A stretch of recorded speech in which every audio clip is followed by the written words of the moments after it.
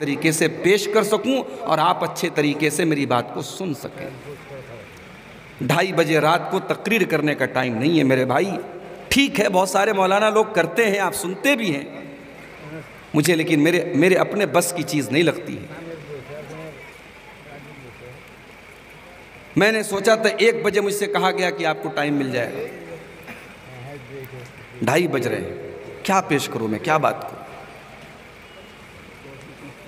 بہرحال قرآن مجید کے 28ویں پارے کی ایک آیت میں نے آپ کے سامنے پڑھی ہے، سورہ تحریم کی آیت نمبر 6 پڑھی ہے میں نے آپ کے سامنے، اور اسی آیت کی روشنی میں آج مجھے آپ سے کچھ ضروری بات کرنی ہے۔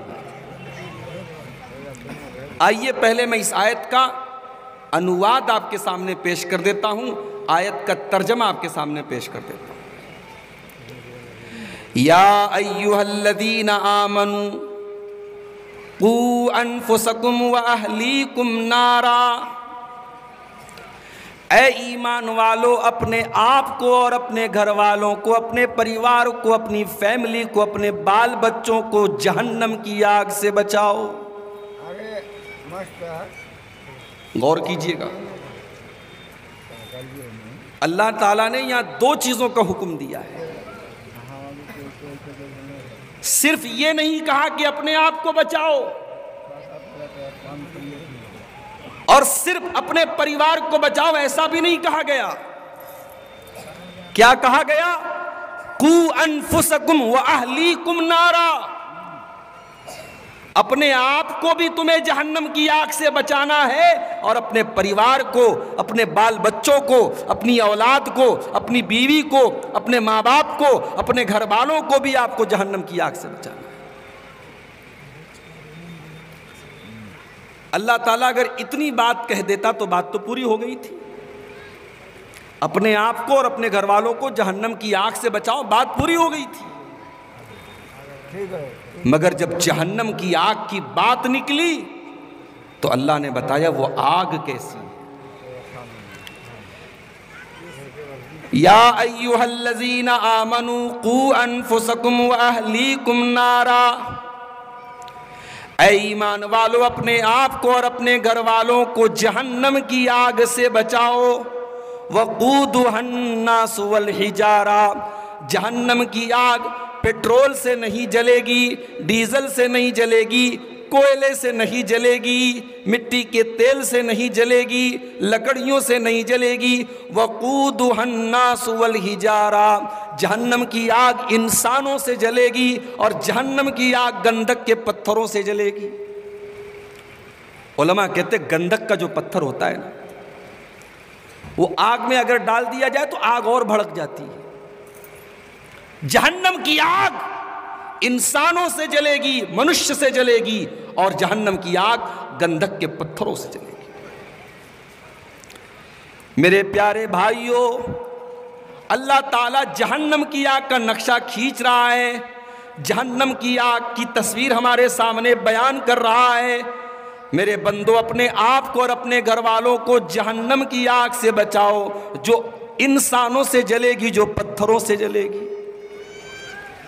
دنیا کی آگ میں کوئی انسان اگر جل جائے، اس کے مرنے کے بعد اس کی ڈیڈ باڈی ہمارے سامنے لائی جائے، کمزور دل اور دماغ کا آدمی جلے ہوئے آدمی کی لاش کو دیکھ نہیں پائے گا۔ کبھی کبھی آپ دیکھیے کہیں حادثہ ہو جاتا ہے۔ آج سے 25-30 سال پہلے بھوپال کے اندر ایک بہت بڑا حادثہ ہوا تھا، جس کو بھوپال گیس کانڈ کے نام سے یاد کرتے ہیں۔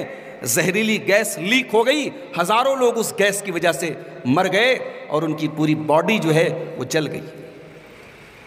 یا کسی کارخانے میں، کسی بلڈنگ میں جب آگ لگ جائے، اور آگ لگنے کے بعد اس میں سے جب جلی ہوئی لاشیں نکلیں، تو پھر آپ دیکھیے وہ لاش دیکھنے کے لائق نہیں ہوتی۔ میرے پیارے بھائیوں، دنیا کی آگ میں انسان اگر جل جائے تو اس کے شریر کو ہم دیکھنے کی طاقت بھی نہیں رکھتے۔ جہنم کی آگ تو دنیا کی آگ سے 70 گنا زیادہ خطرناک ہوگی۔ اللہ کے نبی فرماتے ہیں، او لوگو، دنیا کی آگ سے جہنم کی آگ 69 گنا زیادہ 69 گنا زیادہ خطرناک ہوگی۔ صحابہ نے کہا اے اللہ کے نبی، دنیا کی آگ تو جلانے کے لیے کافی ہے، جب دنیا کی آگ ہمیں جلا دیتی ہے اور بھسم کر دیتی ہے تو جہنم کی آگ کتنی خطرناک ہوگی کہ اس سے وہ 69 گنا زیادہ خطرناک ہوگی۔ اللہ تعالی ہمیں اور آپ کو، اپنے آپ کو اور اپنے پریوار کو اس جہنم کی آگ سے بچانے کا حکم دے رہا ہے۔ اللہ کہہ رہا ہے بچاؤ اپنے آپ کو اور اپنے پریوار کو جہنم کی آگ سے۔ میرے پیارے ساتھیوں، آج ہم سب اپنے آپ کو ہم بچاتے ہیں۔ ہم بائک چلاتے ہیں تو ہیلمٹ لگا کر کے چلاتے ہیں تاکہ ایکسیڈنٹ نہ ہو جائے۔ اگر ایکسیڈنٹ ہو جائے تو ہیلمٹ ہماری جان کو بچا لے۔ ہم کار چلاتے ہیں تو سیٹ بیلٹ لگا لیتے ہیں، اگر ایکسیڈنٹ ہو جائے تو ہماری جان بچ جائے۔ ہم فلائٹ میں سفر کرتے ہیں تو فلائٹ کے سفر میں بھی ہم احتیاط کرتے ہیں اور ہم کوئی رسک نہیں لیتے۔ ہم دنیا کے سفر میں اپنی جان کو بچانے اور اپنی جان کی حفاظت کی پوری کوشش کرتے ہیں۔ اپنے بچوں کی بہت زیادہ چنتا کرتے ہیں۔ اگر ہم اپنے بچے کے ماتھے پر ایک خروچ بھی دیکھ لیں، اپنی بیٹی کے سر پر ہمیں کوئی چوٹ بھی دیکھ لیں، اپنی بیوی کے چہرے پر ہم کوئی چوٹ دیکھ لیں، ہم برداشت نہیں کر پاتے، ہم بے چین ہو جاتے ہیں، ہم پریشان ہو جاتے ہیں، ہم ڈسٹرب ہو جاتے ہیں۔ اللہ فرماتا ہے میرے بندو، تمہیں اپنے بچوں سے اتنا پیار ہے، اپنی بیوی سے اتنا پیار ہے، اپنی فیملی سے اتنا پیار ہے، تم اپنے بچوں کو ان کے چہرے پر ایک معمولی سی چوٹ بھی نہیں دیکھ سکتے۔ یا ایھا الذین آمنوا قوا انفسکم واہلیکم نارا، ہو میرے بندو تم اپنے بچوں کو دنیا کی آگ میں جلتا ہوا نہیں دیکھ سکتے تو جہنم کی آگ میں اپنے بچوں کو جلتا ہوا کیسے دیکھ سکتے ہو؟ بچاؤ اپنے آپ کو اور اپنے پریوار کو جہنم کی آگ سے۔ میرے پیارے ساتھیوں، ہمارے نبی جناب محمد الرسول اللہ صلی اللہ تعالی علیہ وسلم صفا کی پہاڑی کے اوپر چڑھ کر کے اپنے پورے خاندان کے لوگوں کو بلاتے ہیں۔ سارے خاندان کے لوگ جب آ جاتے ہیں، اللہ کے نبی اپنے سارے خاندان کے لوگوں کو بلانے کے بعد کہتے ہیں اے میرے چچا عباس تم بھی آ جاؤ، اے میری بیٹی فاطمہ تم بھی آ جاؤ، اے میرے خاندان کے لوگوں تم بھی آ جاؤ۔ انقذوا انفسکم من النار، او میرے خاندان کے لوگوں، او میرے پریوار کے لوگوں، او میری بیٹی فاطمہ، او میرے چچا عباس، اپنے آپ کو جہنم کی آگ سے بچا لو۔ نبی نے اپنے پریوار کو جہنم کی آگ سے بچنے کا حکم دیا اور اپنی زندگی میں اللہ کے نبی نے اپنے پریوار کو ہمیشہ ایسی چیز سے دور رکھا جس سے آپ کا پریوار کسی جہنم کے عذاب میں گرفتار ہو جائے۔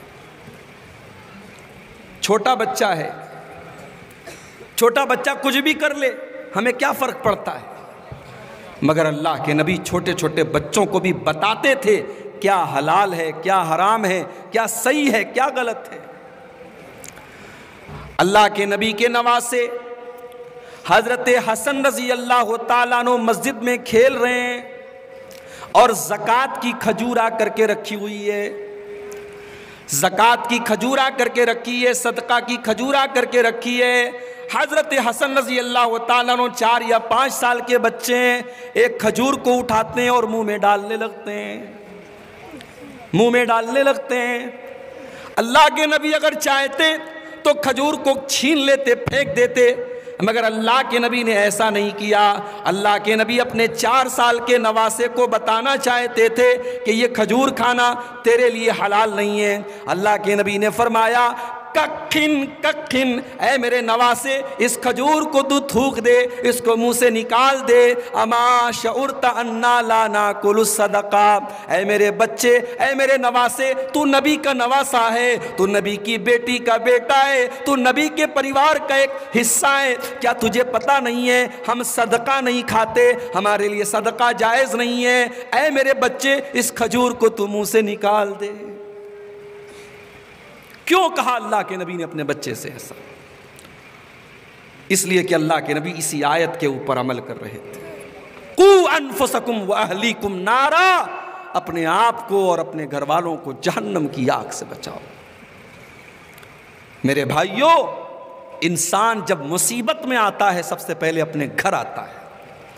اللہ نہ کرے اگر آپ کے شہر میں، آپ کے گاؤں میں دنگا ہو جائے، فساد ہو جائے، تو آپ سب سے پہلے اپنے گھر آئیں گے، اپنے بیوی بچوں کی رکشا کریں گے۔ میری بیوی کو کوئی خطرہ نہ ہو، میرے بچوں کو کوئی خطرہ نہ ہو۔ انسان سب سے پہلے اپنے پریوار کی حفاظت کرتا ہے۔ قرآن کریم اسی بات کا اعلان کر رہا ہے، قُوْ أَنفُسَكُمْ وَأَهْلِيكُمْ نَارًا، میرے بندو تم اپنے آپ کو اور اپنے گھر والوں کو جہنم کی آگ سے بچانے کی کوشش کرو۔ کیسے بچائیں گے؟ نہ باپ نماز پڑھ رہا ہے، نہ بیٹا نماز پڑھ رہا ہے، نہ ماں نماز پڑھ رہی ہے، نہ بیٹی نماز پڑھ رہی ہے۔ اللہ کے نبی تو فرماتے ہیں مُرُوا أَوْلَادَكُمْ بِالصَّلَاةِ وَهُمْ أَبْنَاءُ 7 سنین، جب تمہارے بچے 7 سال کے ہو جائیں تو ان کو نماز کا حکم دو۔ ہمارے علماء بیٹھے ہوئے ہیں، 7 سال کا بچہ تو نابالغ ہوتا ہے، 7 سال کے بچے کے اوپر نماز تو فرض نہیں ہے، مگر اللہ کے نبی فرما رہے ہیں کہ 7 سال کا تمہارا بچہ ہو گیا، سمجھدار ہو گیا، اب چلنے پھرنے کے لائق ہو گیا، اسے مسجد میں لے کر کے، نماز میں لے کر کے آؤ۔ اپنے بچوں کو جب وہ 7 سال کے ہو جائیں نماز پڑھنے کی عادت ڈلواؤ۔ وَاضْرِبُوهُمْ عَلَيْهَا وَهُمْ أَبْنَاءُ 10 سنین، اور جب تمہارے بچے 10 سال کے ہو جائیں اور نماز نہ پڑھے تو ان کی پٹائی کرو۔ 10 سال کا بچہ بھی نابالغ ہوتا ہے، 10 سال کے بچے کے اوپر نماز فرض نہیں ہے، مگر اللہ کے نبی تعلیم دے رہے ہیں کہ تمہارا بچہ اگر 10 سال کا ہو گیا ہے، چاہے لڑکا ہو چاہے لڑکی ہو، اسے آپ نماز اگر نہیں پڑھتا ہے تو پٹائی کرو، اس کو مارو۔ کس منہ سے ماریں گے؟ ہم تو خود نماز کے ٹائم دکان کے اوپر بیٹھے ہوئے ہیں، ہم تو خود نماز کے ٹائم موبائل میں لگے ہوئے ہیں۔ جب باپ خود نماز پڑھے گا تب تو اپنے بچوں کو نماز کا حکم دے گا۔ او لوگو، میرے نبی یہ تعلیم دے رہے ہیں کہ 7 سال کا تمہارا بچہ ہو جائے تو نماز کا حکم دو، اور 10 سال کا ہو جائے اور نماز نہ پڑھے تو اس کی پٹائی کرو۔ وَفَرِّقُوا بَيْنَهُمْ فِي الْمَضَاجِعِ، اور اگلا حکم سنو، اللہ کے نبی فرماتے ہیں جب بچے 10 سال کے ہو جائیں تو ان کے بستر الگ کر دو۔ بھئی اس میں کیا تعلیم ہے؟ اس میں کیا حکمت ہے؟ بچہ 10 سال کا ہو گیا اور اللہ کے نبی یہ حدیث جب بیان کر رہے ہیں تب موبائل کا دور نہیں تھا، تب انٹرنیٹ کا دور نہیں تھا، تب گندی فلموں کا دور نہیں تھا، تب 10 سال کے بچے موبائل پر ویڈیو نہیں دیکھتے تھے۔ نبی نے اس دور میں کہا 10 سال کے بچے ہو جائیں تو ایک چادر میں نہ سوئیں، ایک بستر پہ نہ سوئیں، بستر الگ کر دو۔ کیا تعلیم ہے میرے نبی کی، کتنی پوتر تعلیم ہے، کتنی پاک تعلیم ہے کہ 10 سال کے بچے ہو گئے ہیں ان کے بستر الگ کر دو تاکہ کسی قسم کے گندے کام کا خیال بھی ان کے دل اور دماغ میں نہ آئے۔ آج سماج میں یہ بھی ہو رہا ہے، وہ کام جسے حضرت لوط علیہ السلام کی قوم نے کیا تھا اور جس کام کی وجہ سے اللہ کا سب سے بھیانک عذاب آیا تھا، ایسا عذاب دنیا میں کسی قوم کے اوپر نہیں آیا تھا۔ پتھروں کی بارش ہوئی تھی، اور پتھر بھی کیسے برسے تھے؟ ہر پتھر کے اوپر نام لکھا تھا، یہ پتھر فلاں کے اوپر گرے گا، یہ پتھر فلاں کے اوپر گرے گا۔ جو پتھر جس کے نام کا تھا اس کی کھوپڑی پر گرتا تھا اور وہیں پر وہ ختم ہو جاتا تھا۔ اور اللہ نے پتھر کی بارش اتارنے کے بعد اس پوری بستی کو الٹ دیا تھا۔ اس قوم کا اپرادھ کیا تھا، اس قوم کا جرم کیا تھا؟ اس قوم کے اندر مرد مرد کے ساتھ ناجائز سمبند بناتا تھا، اس قوم کے اندر اغلام بازی ہوتی تھی، اس قوم کے لڑکے لڑکوں سے تعلق بناتے تھے، اس قوم کے اندر یہ گندگی پائی جاتی تھی۔ اللہ کے نبی کیا حکم دے رہے ہیں؟ 10 سال کے بچے ہو جائیں بستر لگو۔ اور آگے بڑھیے، ابھی تو بچے پیدا بھی نہیں ہوئے، ابھی تو آپ شادی کرنے جا رہے ہیں، شادی کرنے کا من بنا رہے ہیں، آپ کی امی جان آپ کے لیے رشتہ تلاش کر رہی ہیں، آپ کی امی جان آپ کے لیے سب سے خوبصورت لڑکی تلاش کر رہی ہیں، سب سے حور جیسی لڑکی تلاش کر رہی ہیں، آپ کی ہونے والی بیوی کا رشتہ تلاش کیا جا رہا ہے۔ اسلام یہاں پر بھی کیا شکشا دیتا ہے، کیا تعلیم دیتا ہے؟ اللہ کے نبی فرماتے ہیں تُنْكَحُ الْمَرْأَةُ لِأَرْبَعٍ، جب عورت کی شادی ہوتی ہے تو 4 چیزیں عورت کے اندر دیکھی جاتی ہیں، عورت کے اندر 4 چیزیں دیکھی جاتی ہیں۔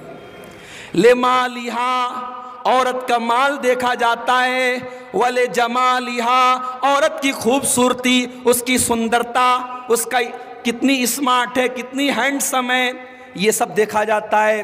وَلِحَسَبِهَا، اور عورت کا خاندان دیکھا جاتا ہے، ہم شیرشاہ وادی ہیں تو شیرشاہ وادی ہونا چاہیے، ہم شیخ ہیں شیخ ہونا چاہیے، ہم انصار ہیں انصاری ہونی چاہیے، برادری دیکھی جاتی ہے، خاندان دیکھا جاتا ہے۔ وَلِدِينِهَا، اور آخری چیز اللہ کے نبی نے فرمائی دینداری دیکھی جاتی ہے۔ اللہ کے نبی نے 4 چیزوں کا نام لیا، مال دیکھا جاتا ہے، خوبصورتی دیکھی جاتی ہے، خاندان دیکھا جاتا ہے، اور دینداری دیکھی جاتی ہے۔ اب علماء کیا کہتے ہیں اس حدیث کی شرح میں کہ مال یہودی دیکھتے تھے، مال یہودی دیکھتے تھے، کیونکہ یہودی بڑے لالچی اور بخیل اور کنجوس ہوتے تھے، تو وہ جب رشتہ دیکھنے جاتے تھے تو وہ دیکھتے تھے کتنے مال والی لڑکی ہے۔ مجھے آپ کے اسی شیرشاہ وادی علاقے سے اور اسی سیمانچل کے علاقے میں مجھے لوگوں نے بتایا کہ مولوی صاحب لڑکیوں کہ لڑکے والے لڑکی والوں سے باقاعدہ 4 لاکھ 5 لاکھ 3 لاکھ کی ڈیمانڈ کرتے ہیں، اور پھر وہ پیسہ جب ملتا ہے تب اس سے زیور خریدا جاتا ہے، اس سے لڑکے کا کپڑا خریدا جاتا ہے، اس سے شادی کا انتظام کیا جاتا ہے، یہاں تک کہ لڑکا مہر بھی اپنی بیوی کو اس کے باپ کی ملی ہوئی کمائی سے دیتا ہے۔ چلو بھر پانی میں ڈوب مرنا چاہیے ہمیں اور آپ کو۔ اتنے بڑے بھکاری اور اتنے بڑے بھک منگے، عورت کا سب سے بڑا جو حق ہے، جس مہر کے بدلے تم اپنی بیوی کو نکاح میں لاتے ہو، تم اتنے بڑے اپاہج ہو، اتنے بڑے تم بھکاری ہو، اتنے بڑے تم بزدل ہو کہ تم اس مہر کی رقم بھی اس لڑکی کے باپ سے لیتے ہو۔ جلسے کرا لیا آپ نے، 2-2 لاکھ روپے کے پنڈال لگا لیا آپ نے، بنارس سے لے کر کے دلی تک سے علماء کو بلا لیا آپ نے، اور سماج کی یہ برائی آپ ختم نہیں کر پا رہے ہیں۔ میرے بھائیوں، یہ ہمارے لیے شرم کی بات ہے، شرم کی بات ہے۔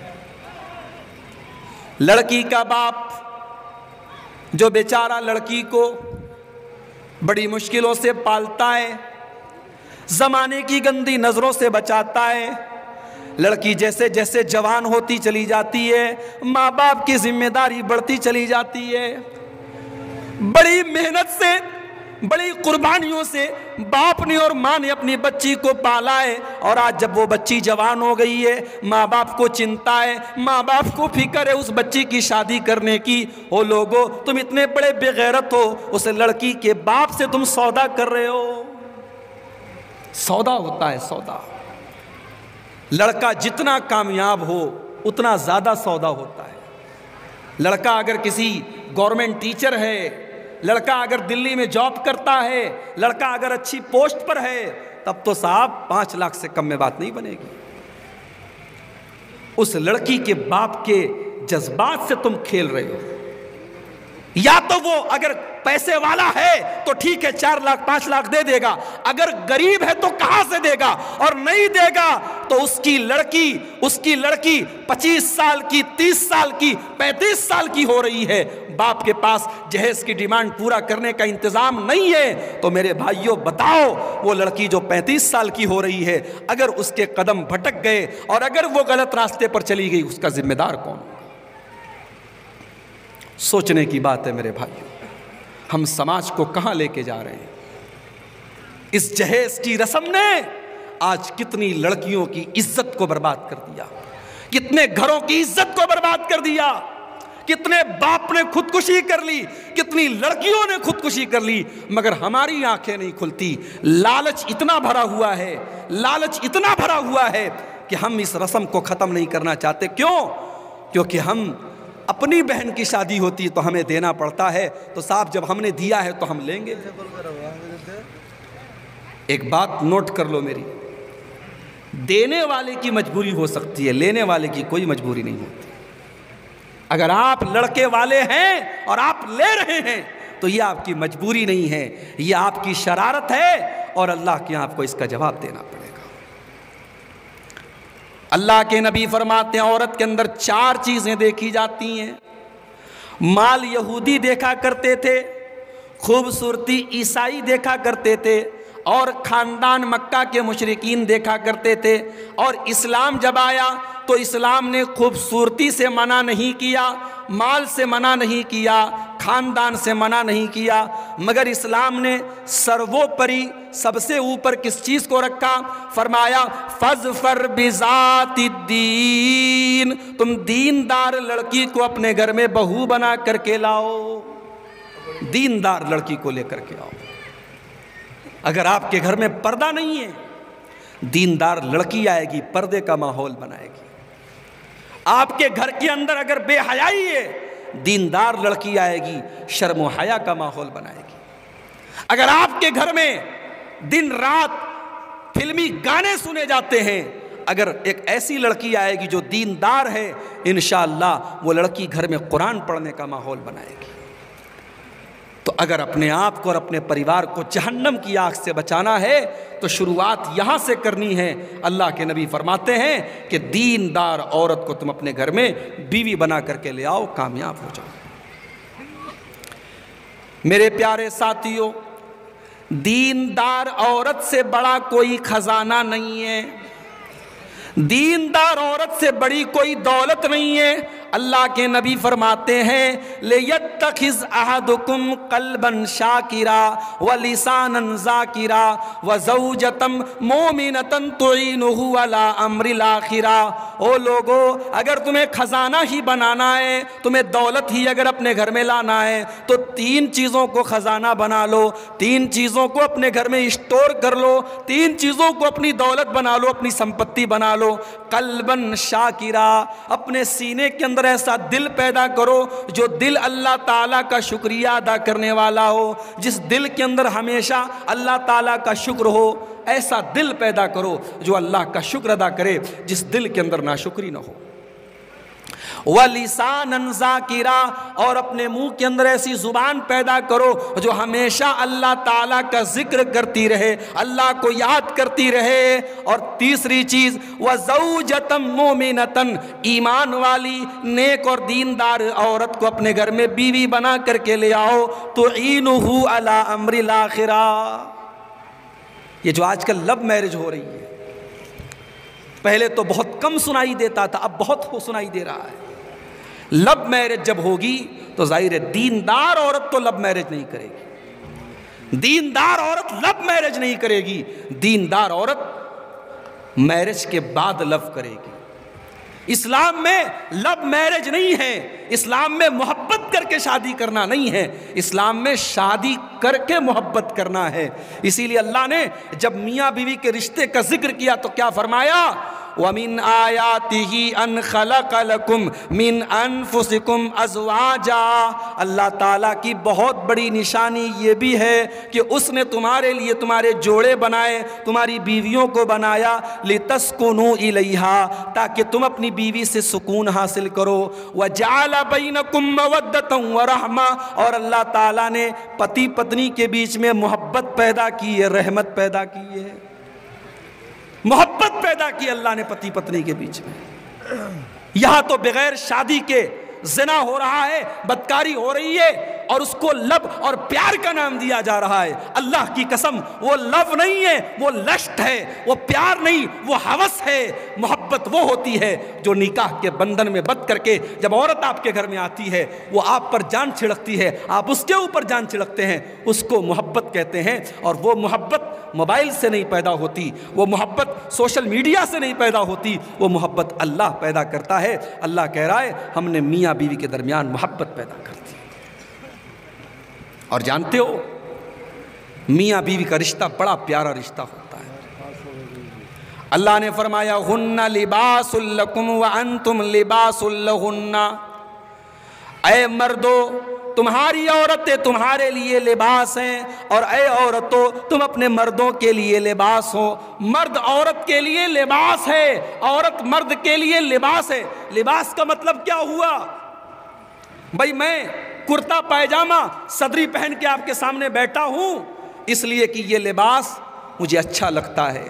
آپ میں سے بہت سارے نوجوان ٹی شرٹ پہنتے ہیں، جینس کی پینٹ پہنتے ہیں، کیوں؟ کیونکہ وہ لباس اسے اچھا لگتا ہے۔ اللہ تعالیٰ کیا کہہ رہا ہے؟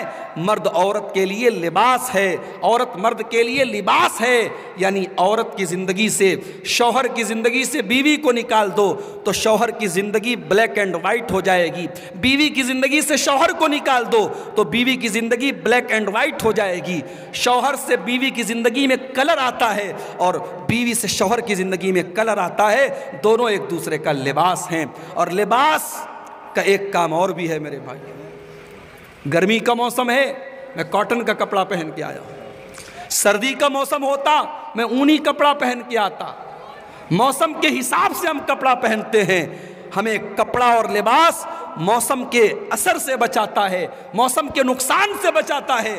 اب قرآن کی اس آیت پر ذرا غور کرو، ہن لباس لکم وانتم لباس لہن، مردوں کے لیے عورتیں لباس ہیں اور عورتیں مردوں کے لیے لباس ہیں۔ یعنی زمانے کی گندی نظروں سے بیوی کو شوہر بچاتا ہے، اور شوہر جب گھر کے باہر بے حیا لڑکیوں کو دیکھتا ہے اور جب گھر میں بیوی کے پاس آتا ہے اسے سکون مل جاتا ہے، اس کے دل کی بے چینی ختم ہو جاتی ہے۔ شوہر بیوی کو بچاتا ہے، بیوی شوہر کو بچاتی ہے۔ تو شادی کی بنیاد جہیز پر مت کرو میرے بھائی، شادی کی بنیاد دینداری پر کرو، اور شادی صحیح ٹائم پر کرو۔ لڑکا 20 سال کا ہو گیا، لڑکی 18 سال کی ہو گئی، شادی کر دو۔ ہمارے یہاں یہ ہوتا ہے پہلے نوکری مل جائے۔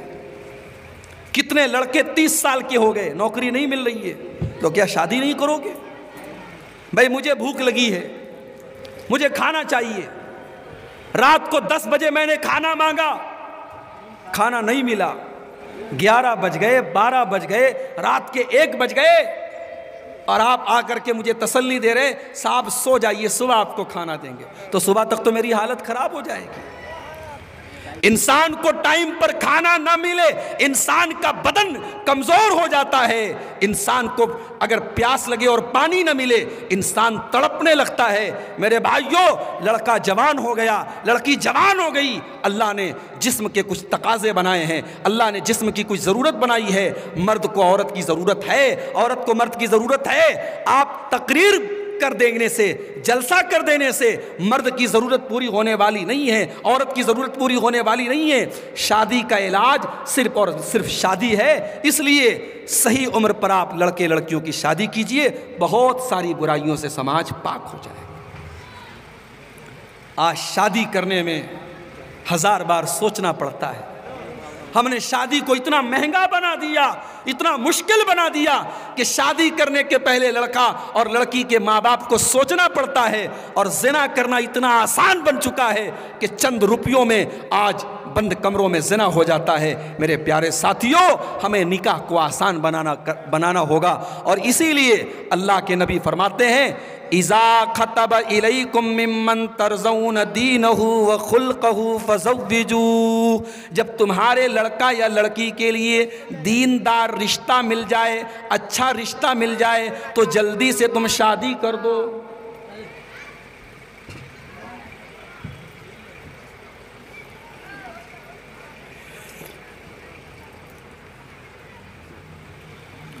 جب تمہارے لڑکا یا لڑکی کے لیے دیندار رشتہ مل جائے تو تم جلدی سے شادی کر دو۔ اگر تم شادی کرنے میں تاخیر کرو گے، دیر کرو گے، تکن فتنۃ فی الارض، تو زمین میں فتنہ پھیل جائے گا، وفساد عریض، اور زمین میں بہت بڑا فساد پھیل جائے گا۔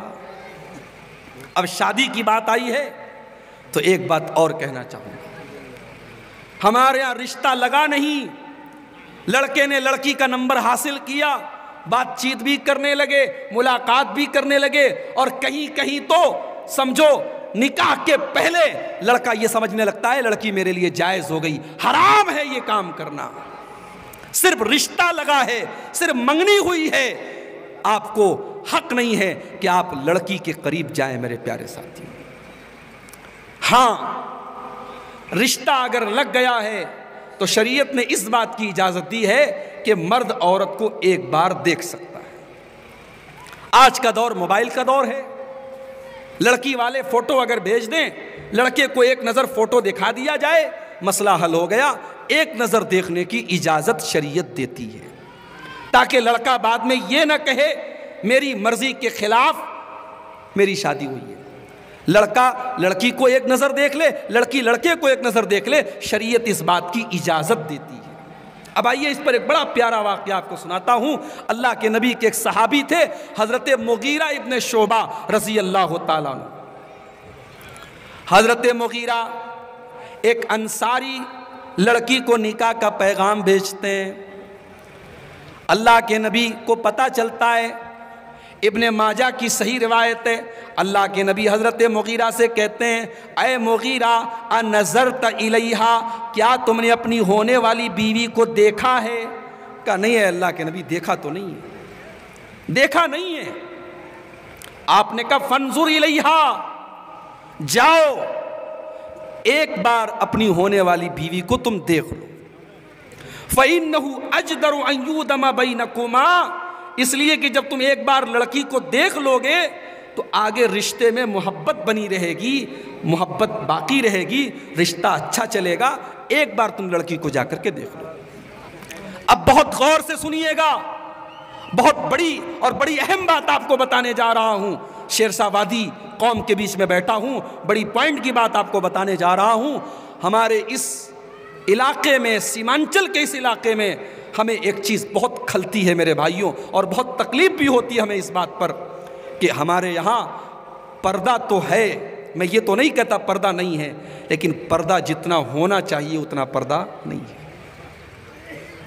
مسلمان گھر کی لڑکی کالج جا رہی ہے، گلے پر گریبان پر اس نے ایک دوپٹہ ڈالا ہے، جوان لڑکی ہے اور کالج جا رہی ہے، اور کسی کو کوئی فرق نہیں پڑتا۔ لوگ کہتے ہیں ہمارے یہاں چلتا ہے، کوئی مسئلہ نہیں ہے۔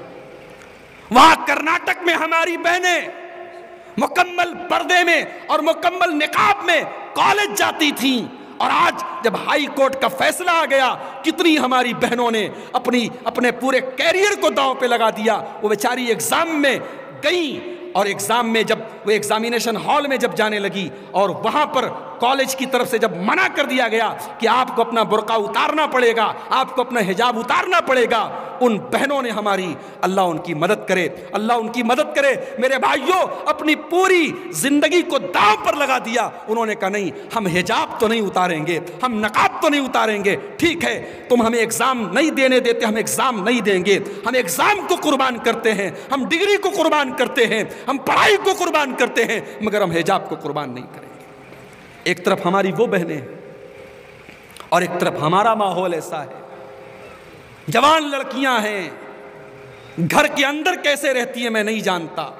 میں تو جلسے کے موقع پر آپ کے بیچ میں آتا ہوں، میں دیکھتا ہوں عورتوں کے پنڈال سے لڑکیاں نکل رہی ہیں، جوان لڑکیاں ہیں اور بے پردہ نکل رہی ہیں، اپنی ماں کے ساتھ بے پردہ جا رہی ہیں۔ اور حیرت تو تب ہوتی ہے جب 60 سال کی اور 70 سال کی بوڑھی عورت، وہ تو چادر میں اور نقاب میں اور حجاب میں ہے، اور 20 سال کی جو جوان لڑکی ہے جس کو زیادہ پردہ کرنا چاہیے، وہ بغیر پردے کے جا رہی ہے۔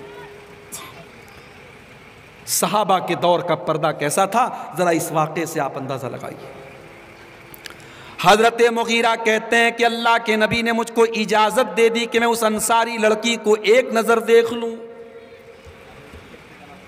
حضرت مغیرہ اس لڑکی کے گھر پہنچے، لڑکی کے باپ سے ملے، رشتہ طے ہو چکا ہے، حضرت مغیرہ ہونے والے داماد ہیں۔ حضرت مغیرہ نے کہا مجھے اللہ کے نبی نے بھیجا ہے، میں آپ کی بیٹی کو ایک بار دیکھنا چاہتا ہوں۔ حدیث کی الفاظ ہیں فَكَأَنَّهُمَا كَرِهَا ذَلِكَ، لڑکی کے ماں باپ کو یہ بات بہت بری لگی، حالانکہ جو دیکھنے آیا ہے وہ کوئی غیر نہیں ہے، وہ اسی لڑکی کا ہونے والا شوہر ہے اور رشتہ ڈن ہو چکا ہے، رشتہ پکا ہو چکا ہے۔ لیکن میرے پیارے ساتھیوں، اس دور میں اور اس ماحول میں یہ بھی بہت بڑی بات تھی کہ ابھی نکاح نہیں ہوا ہے، ابھی شادی نہیں ہوئی ہے، یہ ہمارا ہونے والا داماد ہے، ابھی داماد ہوا نہیں ہے، یہ ہماری لڑکی کو کیسے دیکھ سکتا ہے؟ غور کرو وہ سوسائٹی کیسی تھی، وہ سماج کیسا تھا، اور آج ہمارا سماج کیسا ہے کہ لڑکی کے ماں باپ کو یہ بات بری لگی کہ صاحب نہیں، ہم اجازت نہیں دے سکتے کہ ابھی نکاح ہوا نہیں، ابھی شادی ہوئی نہیں ہے اور آپ ہماری بیٹی کو دیکھنے کی بات کر رہے ہیں۔ حدیث کے الفاظ ہیں، لڑکی اندر پردے میں سے کہتی ہے کہ اگر یہ اللہ کے رسول کا حکم ہے، میری مائیں بہنیں غور سے سنیں، لڑکی اندر پردے سے کہتی ہے اگر یہ اللہ کے رسول کا حکم ہے تو پھر مجھے کوئی اعتراض نہیں ہے، تم مجھے ایک نظر دیکھو، میں پرمیشن دیتی ہوں، میرے ماں باپ تیار نہیں ہیں لیکن چونکہ اللہ کے رسول کا حکم ہے میں پرمیشن دیتی ہوں، تم مجھے ایک نظر دیکھ لو، لیکن ہاں اگر یہ اللہ کے رسول کا حکم نہیں ہے اور تم جھوٹ بول رہے ہو اور صرف تم مجھے دیکھنے کے لیے آئے ہو تو اقسم باللہ علیک، میں اللہ کا واسطہ دیتی ہوں کہ تم ایسا کام مت کرو۔ حضرت مغیرہ کہتے ہیں میں نے کہا کہ نہیں میں اپنی طرف سے نہیں آیا ہوں، مجھے اللہ کے رسول نے بھیجا ہے۔ اس کے بعد میں نے لڑکی کو دیکھا، رشتہ پسند آیا اور ہماری شادی ہو گئی اور ہم بہت محبت سے رہنے لگے۔ تو شادی کے پہلے لڑکا اور لڑکی ایک دوسرے کو دیکھ سکتے ہیں، اور جو مہر کی رقم ہے وہ لڑکے کی کمائی سے ہونی چاہیے۔ یہ بھک منگا پن ختم کرو کہ جہیز کی ڈیمانڈ کرتے ہو اور پھر اسی رقم سے آپ مہر تک کو آپ ادا کرتے ہیں، یہ طریقہ بالکل غلط ہے۔ آپ اپنے کٹیہار کے بڑے بڑے علماء سے پوچھ لیں، یہ طریقہ بالکل غلط ہے، اسلام میں اس کی گنجائش نہیں ہے کہ آپ لڑکی کے باپ سے رقم لے کر کے اس سے آپ مہر ادا کریں۔ تو آپ اپنے گھر والوں کو اگر جہنم کی آگ سے بچانا چاہتے ہیں تو میرے بھائیوں اس کی شروعات تو آپ کو اس سے کرنی پڑے گی کہ گھر میں نیک عورت کو آپ کو بیوی اور بہو بنا کر کے لانا پڑے گا۔ جب نیک عورت آپ کے گھر میں آئے گی، رمضان کا مہینہ ہوگا، آپ عشاء کی نماز پڑھ کے گھر چلے آئیں گے تو بیوی آپ کو ڈانٹے گی آپ نے تراویح کیوں نہیں پڑھی۔ آپ گھر میں بیٹھ کر کے موبائل میں لگے رہیں گے، بیوی آپ کو ڈانٹے گی اور بولے گی آپ قرآن کیوں نہیں پڑھ رہے ہیں۔ نماز کے ٹائم آپ گھر میں بیٹھے ہوں گے، آپ کی بیوی آپ کو نماز کی یاد دلائے گی۔ ایک نیک عورت کی نشانی یہ ہوتی ہے، اسی لیے اللہ کے نبی فرماتے ہیں رحم اللہ رجلا قام من اللیل، اللہ تعالیٰ رحمت نازل کرتا ہے اس شوہر کے اوپر جو رات میں اٹھ کر کے تہجد پڑھتا ہے۔ اس آدمی کے اوپر، اس مرد کے اوپر اللہ تعالیٰ رحمت نازل کرتا ہے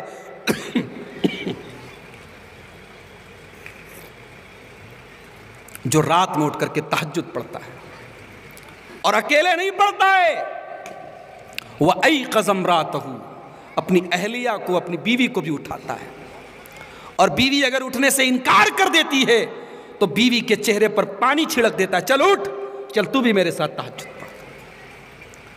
اور آگے اللہ کے نبی کہتے ہیں وَرَحِمَ اللَّهُ امْرَأَةً قَامَتْ مِنَ اللَّيْلِ، اللہ تعالیٰ کی رحمت نازل ہوتی ہے اس عورت کے اوپر جو رات میں اٹھ کر کے تہجد پڑھتی ہے، قیام اللیل کرتی ہے، وَأَيْقَظَتْ زَوْجَهَا، اور اپنے شوہر کو بھی اٹھاتی ہے۔ یہاں ایک مسئلہ نوٹ کر لیجئے آپ، آگے رمضان کا مہینہ آ رہا ہے، یہ سوال اکثر پوچھا جاتا ہے کہ شیخ صاحب یہ بتائیے رمضان میں ہم نے امام صاحب کے پیچھے تراویح پڑھ لی، اب تراویح پڑھنے کے بعد اگر ہم گھر میں آ کر کے رات میں تہجد پڑھنا چاہیں تو کیا ہم پڑھ سکتے ہیں؟ تو مسئلہ یاد کر لیجئے، تراویح اور تہجد دونوں الگ نمازیں نہیں ہیں، دونوں ایک ہی نماز کے دو الگ الگ نام ہیں۔ جس نماز کو ہم 11 مہینہ تہجد کہتے ہیں اسی نماز کو ہم رمضان میں تراویح کہتے ہیں، اور تہجد بھی ہمیں 8 اور 3 11 رکعت پڑھنی ہے، اور تراویح بھی ہم کو 8 اور 3 11 رکعت پڑھنی ہے۔ اور یہ بھی مسئلہ نوٹ کر لیجئے کہ رمضان کے مہینے میں تراویح کی نماز افضل یہ ہے، بہتر یہ ہے کہ آپ مسجد میں امام صاحب کے ساتھ پڑھیں۔ اچھا، اب میں یہاں ایک بات اور پوچھنا چاہتا ہوں، آپ کیا تراویح میں قرآن ختم ہوتا ہے کہ نہیں ہوتا ہے؟ کوئی بتائے بھائی؟ ہوتا ہے نا؟ الحمدللہ۔ کئی گاؤں ایسے ہیں بہار کے اور بنگال کے، بہار میں تو ابھی یہ بیماری کم ہے، بنگال میں ابھی مجھے لوگوں نے بتایا تراویح کیسی ہوتی ہے، سورہ تراویح ہوتی ہے، الم تر کیف فعل ربک باصحاب الفیل، اللہ اکبر، ایک سورت پڑھی رکوع میں چلے گئے، چھوٹی چھوٹی سورتیں پڑھ کر کے تراویح کی نماز ختم کر دی جاتی ہے۔ یہ تراویح کی نماز یہ نبی کے طریقے کے مطابق نہیں ہے میرے بھائی۔ اگر چھوٹی چھوٹی سورتیں پڑھنی ہیں تو پھر کیا ضرورت ہے تراویح پڑھنے کی؟ اللہ کے نبی کی تراویح لمبی ہوتی تھی۔ ضروری نہیں ہے آپ قرآن ختم کریں، قرآن ختم کرنا ضروری نہیں ہے، فرض نہیں ہے، لیکن اس کا یہ مطلب بھی نہیں ہے کہ آپ الم تر کیف فعل اور قل هو اللہ احد اور انا اعطیناک الکوثر پڑھ کر کے آپ تراویح کی نماز پڑھیں۔ تراویح